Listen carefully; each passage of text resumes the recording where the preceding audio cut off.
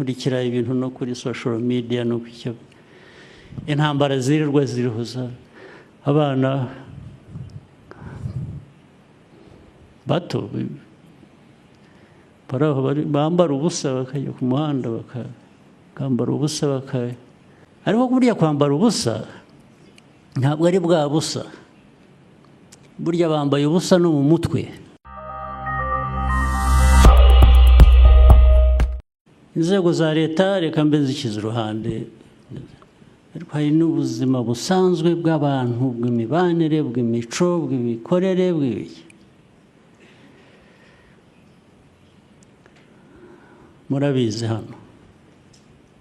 ndetse kenshi nidufata umwanya nk'uyu ujye tuviramo gushaka kugira ngo tubitware hanze hariya.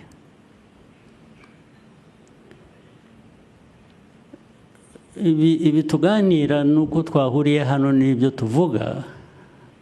erega nabyo ni uburere. Ubu turi mu burere buduha gutekereza neza no gushingira ibikorwa byiza kuri ibyo dutekereza. Reka njye hanze mu buzima busanzwe.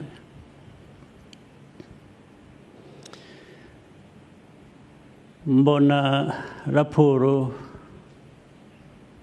hafi buri gitondo cyangwa se mu cyumweru mba mbonye nyinshi zimbwira ko abantu bifashe hirya no hino ese mu gihugu abantu bafite barihaza bakigaburira bafite ibyo kurya twarejeje cyangwa abantu barashonje cyangwa izindi zikaza zimbwira ziva mu bapolisi zimbwira haraye habaye za aksida 20 n'izi ngizi kuva hariya muri bo 50% zabaye kubera ko bari basinze. Abantu baraye bicanye hari abantu bapfuye bazi indwara undi yaziki undi mugore yaratemwe n'umugabo we rimwe na rimwe biba the other way around ariko nibyo bikeya kurusha.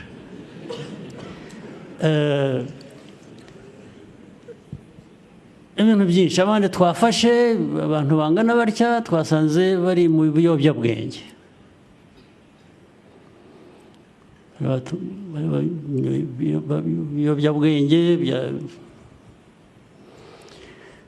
imiryango yahungabanye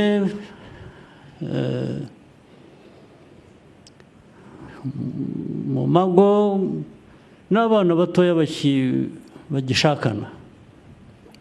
bamaze amezi bashakanye bataragera n'urubyaro.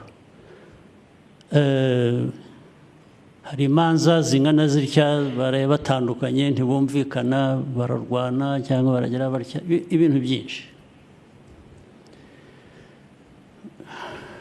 Dushatse rero kugira ngo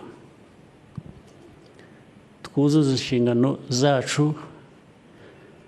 hari abatuyobora mu bintu by'amadini inyigisho zishingira kuri ibyo ngibyo dukwiriye kwibuka kubikoresha uko bishobotse kugira ngo tugabanye ibihungabanya umuryango nyarwanda. Kubikoresha uburyo bwari bwo bwose. Ibona umubare wa abana bashakanye ejo bundi b'imyaka 20 umwe n'9 undi n'5 bashakanye no 30 abakiri muto byabashakaniye ntabwo ari intambara ntabwo ari ukurwana hagati yabo ya buri munsi bashakanye bagira umuryango utuze amahoro ndetse umere neza ugenda ukura. ntabwo ari ukwirirwa abandi rero abana batoya ku mihanda njya mbibona nkurikira ibintu no kuri social media no ku intambara zirirwa zirihuza abana bato bambara ubusa bakajya ku muhanda bakambara ubusa uwambara ubusa ararata iki undi adafite twese tudafite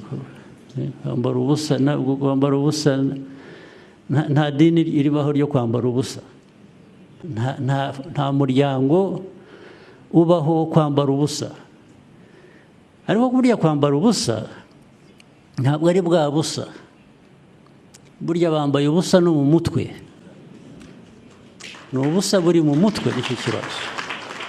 niho bishingira mbwira rero ukuntu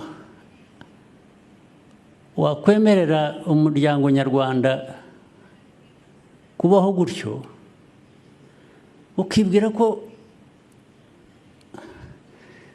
nubwo twicaye hano twebwe nk'abayobozi mu nzego zitandukanye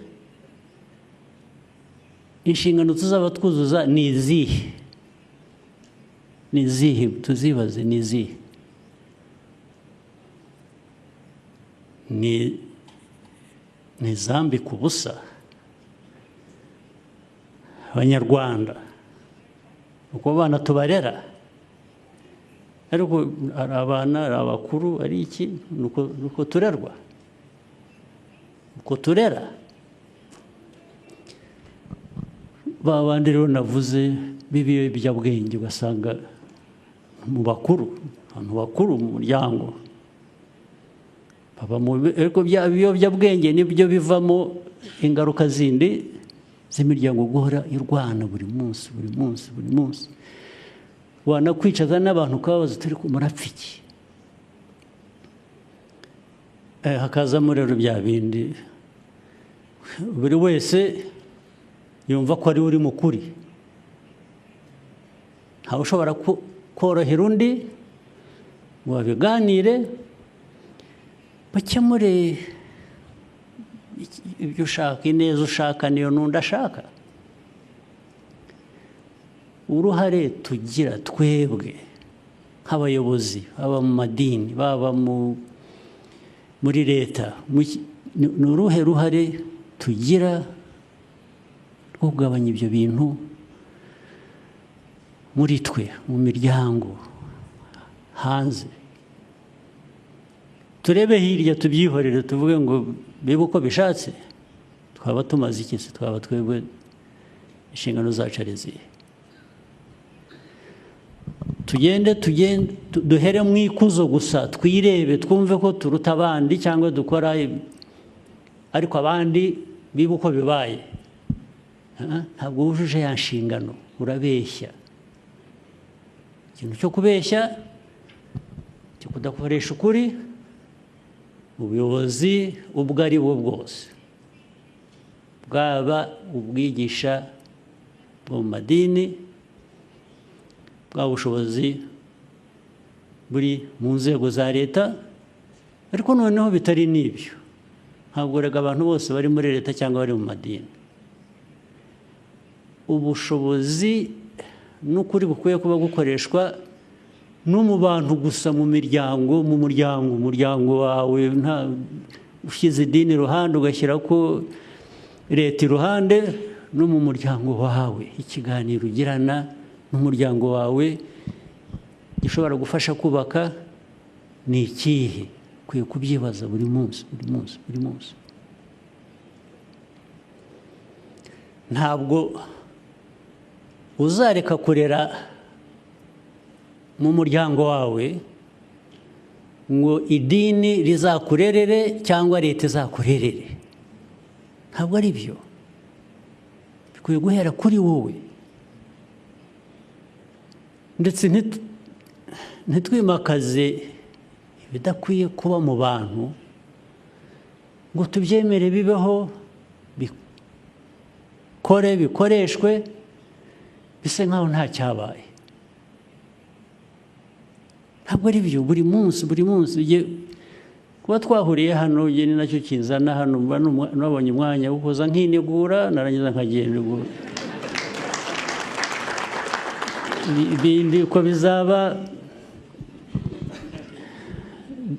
biraturenze at least abemera ko hari ibiturenze ndimo ariko ntabwo bindenze kuvuga icyo ntekereza ndetse ubwo ndi mu nzira yo gufasha wenda niyo kaba ari akantu gato bya bindi biva mu kumenya biganisha mu gukora niba hari icyo umuntu yatangaho umusanzu twese tujye tuwutanga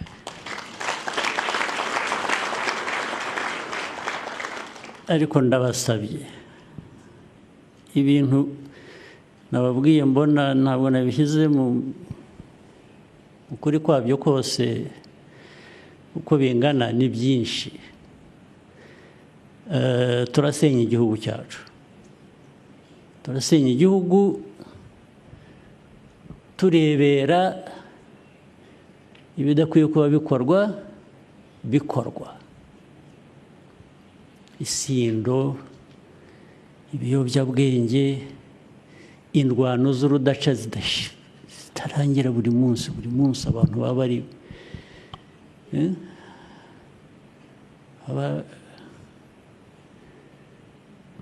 bashikurana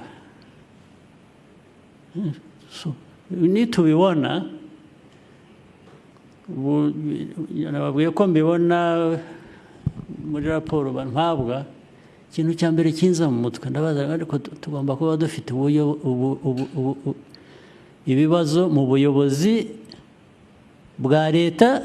ndetse n'ubw'abandi ntavuze bigomba kuba bihari ngo hari ikibazo tugisuzume rero ntitukajye hanze gusa ngo tunyure hejuru y'ibintu tuvuge neza ndetse tube ibitangaza igitangaza ni byiza ariko kuba igitangaza ubigirwa n'abo wafashije nabo kuba baba igitangaza niba ntabo wafashije ntukwiriye kumera neza ngo ube bihagije ukwiye kumera neza ubishingira ku bandi watumye bamera neza reka ndangiriza aho murakoze muhorane imigisha y'Imana